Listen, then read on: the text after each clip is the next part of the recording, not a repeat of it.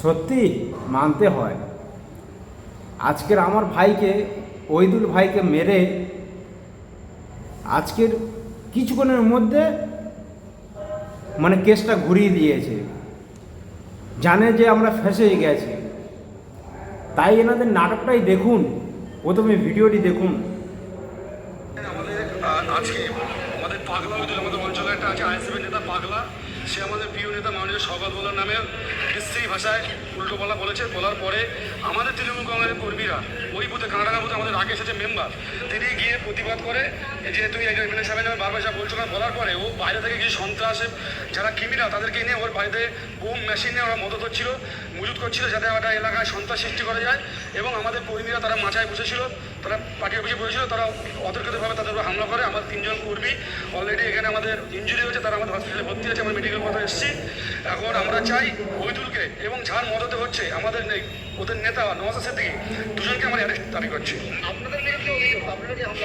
কোনো ওরকম বিষয় নয়, আমাদের কর্মীরা মাথায় হয়েছিল, আপনারা তদন্ত করেন, দেখেন কোনো বিষয় ওরকম কোনো বিষয় হয়নি। ওরাই আগে হামলা করেছে। ওরা আমাদের মেশিনে বাড়ছিল এবং দা কুরুল নিয়ে ওরা আমাদের অতভাবে হামলা করেছে আমাদের কর্মীদের।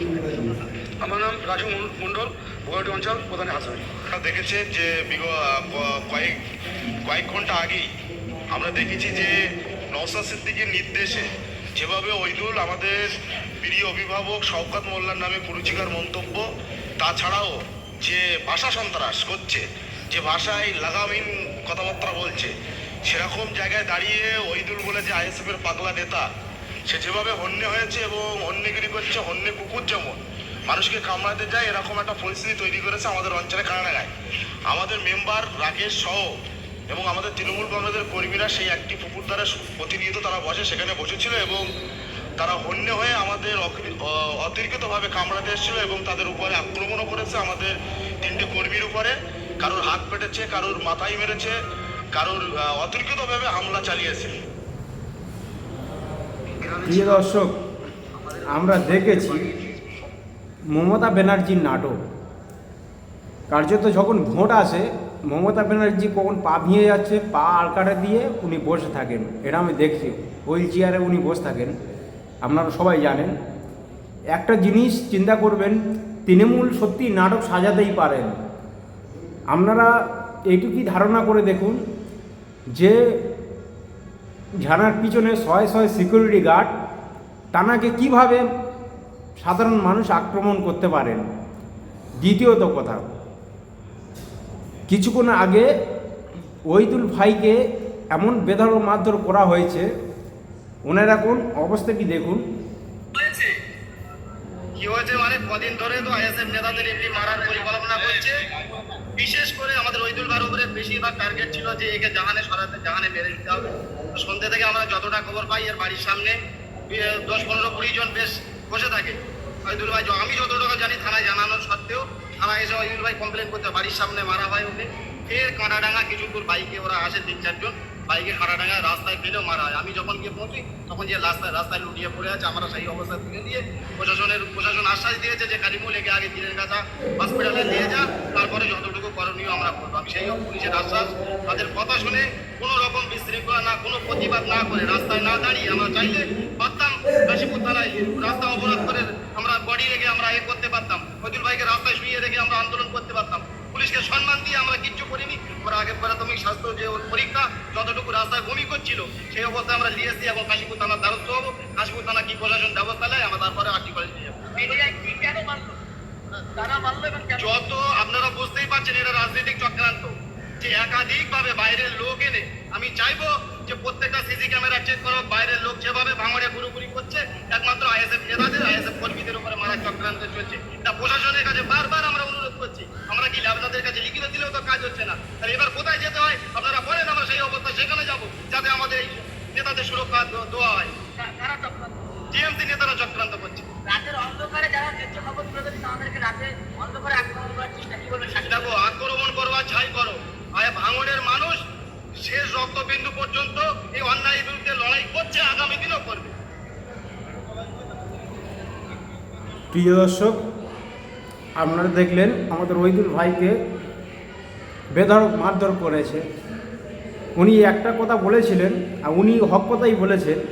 আজকে আমি ওইদুল ভাই কি বলেছিলেন আর ওনার পরিপ্রেক্ষিতে একজন ব্যক্তি কেমন ধমকি দিচ্ছেন মারার জন্য, সেটাও দেখাবো।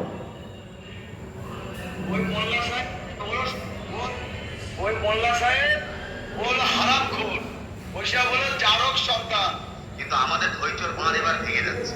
ও যে কোনো দিন দেখতে পাবেন আপনারা ট্যাক্সারে করে নলবাড়ি হসপিটালে ভর্তি হয়ে গেছে। তুই অরিজিনাল যদি মায়ের দুধ খেয়ে থাকিস ভাঙনটা দাঁড়া, ক্যানিংও দাঁড়া, তোর বিরুদ্ধে আমরা নওসাদ ভাই জানে খেলা করবো। তুই কত বড় সার আর কত বড় মোস্তান সে আমি হঠাৎ করে দেখে নিয়েছি। আমি ফের বলছি, ক্যানিং এ ভাঙলে তুই কত বড় বাপের ব্যাটা আছিস। তোর সঙ্গে 2026-এ ময়দানে লড়াই হবে, গণতন্ত্র প্রক্রিয়ায় চামড়ার মুখটা না, তুই অনেক বড় বড় বাতেলা দিচ্ছিস, আমি শুনছি। কিন্তু এই বাতেলাগুলো বন্ধ কর। তুই হলো ইঁদুর, তুই লেয়ার গুটিয়ে পালাবি। তুই খেকি কুত্তা, নেড়ি কুত্তা, চাপ চাঁদ যেমন চরিত্র। ও শওকত মোল্লাকে জারক সন্তান বলছে, আমি মনে করি ও নিজেই জারক সন্তান। ও একটা গাঁজাখোর, ওর বাপও ছিল গাঁজাখোর। গাঁজা খেয়ে ওকে জন্ম দিয়েছে, ও তো গাঁজাখোর বার হয়েছে। যেমন মানুষ ওকে জন্ম দিয়েছে সেইভাবে ও বার হয়েছে। তাহলে ও গাঁজাখোর, ও কি বললো তাতে কিছু যায় আসে না। ভাঙড়ের মানুষ জানে শওকত মোল্লা কেমন মানুষ, ক্যানিং এর মানুষ জানে শওকত মোল্লা কেমন মানুষ। আর ও যে শওকত মোল্লাকে গালাগালি করছে, আমাদের নেতা শওকত মোল্লা এতদিন আমাদেরকে বলেছিল যে ধৈর্য ধরে সম্মানের সাথে রাজনৈতিক সৌজন্যতা বজায় রেখে রাজনীতি করতে। কিন্তু আমাদের ধৈর্যর বাঁধ এবার ভেঙে যাচ্ছে। ও যে বাজে ভাষা ব্যবহার করছে, এই বাজে ভাষার জন্য ও যে কোনো দিন দেখতে পাবেন আপনারা যে ট্যাক্সারে করে নলবাড়ি হসপিটালে ভর্তি হয়ে গেছে।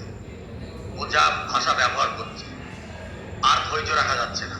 এবারে ওকে উচিত শিক্ষা আমরা দিয়ে দেবো। আমি হুঁশিয়ারি মনে করলে হুঁশিয়ারি, ও তো বলছে যে ক্যানিং পূর্ব বিধানসভায় যাচ্ছি, শওকত মোল্লা কত মায়ের দুধ খেয়ে আছে, ওখানে দাঁড়াতে পার যেন না পালিয়ে যায়। আর আমি ওকে বলছি, তুই কত মায়ের দুধ খেয়ে এসেছিস, তুই ক্যানিং পূর্বে গিয়ে একটা মিটিং করে দেখা। ক্যানিং পূর্বে গিয়ে মিটিং করে দেখা। সারাদিন কারাডাঙ্গায় বসে জলকারের পাড়ে বসে থাকে। আর যখন আইএসএফ এর 1-200 ছেলে এক জায়গায় হয়, তখন ও বাইরে বেরিয়ে বড় বড় ডায়লগ দেয়। ও যদি মায়ের দুধ খেয়ে থাকে, তাহলে আমরা যেরকম এই ভাঙড় ঘটপুকুর করে বেড়াচ্ছি 24 ঘন্টা একাই করে বেড়াচ্ছি, ওই রকম করে বেড়ান। পিঠে কুলো বেঁধে ঘুরতে হবে। তৃণমূলের কর্মীরা যদি মনে করে ওই রকম পাগল ছাগলকে 5 মিনিটে সোজা করে দেবে। শওকত মোল্লার মুখের যোগ্য নয়, শওকত মোল্লার মুখের যোগ্য নয়, এটা আমি মনে করি। শওকত মোল্লার পায়ের মুখের যোগ্য এইসব জানোয়ারেরা নয়। এদেরকে আমি মানুষ বলে মনে করি না। এদের দেখতে মানুষের মতো, কিন্তু এদের আত্মাটার মধ্যে মানুষের আত্মা নেই, শুয়োরের আত্মা আছে বলে আমি। ওর যদি ক্ষমতা থাকে ক্যানিং এ একটা মিটিং করে দেখা। প্রিয় দর্শক, আপনারা শুনলেন এই যে তৃণমূলের এই যে নেতাটা, ইনি ওইদুল ভাইকে কিন্তু হুমকি দিচ্ছে। উনি যারা সন্তান বলেছেন, বলবে না বল কেন? যে অবস্থায় আমাদের ভাঙড়টাকে উত্তপ্ত করার চেষ্টা করছেন, সেখান দিয়ে উনি বলেছে উনি অন্যায়টা কী করেছেন। আজকের এ বলছে ওইদুল ঝাঁক করছে, যে ভাষা ইউজ করছে, ওনাকে কিন্তু ট্যাকচারে করে নিয়ে যেতে হবে। তাই কি এটা প্রতিবাদ নেওয়া হলো? তারই কি এর ফলন? তাই এই নেতাটা যেটাই বলেছে সেটা কি করে দেখালো? আজকের এই নেতাটাই বলছে ওর ট্যাকচারে করে পাঠাবো, আবার ওই তৃণমূলের দলের লোকেরা কিছু সংগঠন করে ওনারা জানছে যে এবারে ওইদুলকে মেরেছি, এইটা আমি ফেসে গেছি, তাই ওনারা ফের নাটক সাজিয়ে, ওদের কিছু ছেলেকে দিয়ে নাটক সাজিয়ে এবং বহুত বড় নাটক করছে যে আইএসএফের ছেলেরা মেরেছে। প্রিয় দর্শক, আইএসএফের ছেলেরা মেরেছে কি তৃণমূলের ছেলেরা মেরেছে, অবশ্যই আপনারা কমেন্ট বক্সে জানাবেন আর এই ভিডিওটি শেয়ার করবেন। ওই ব্যক্তিটি ওইদুল ভাইকে হুমকি দিচ্ছিল, আর আজকের ওই তৃণমূলের দলের লোকেরা ওরাই আজকের বলছে ওইদুলের টিম আমাদেরকে মেরেছে। তাই এদের নাটক আমরা অবশ্যই জানি।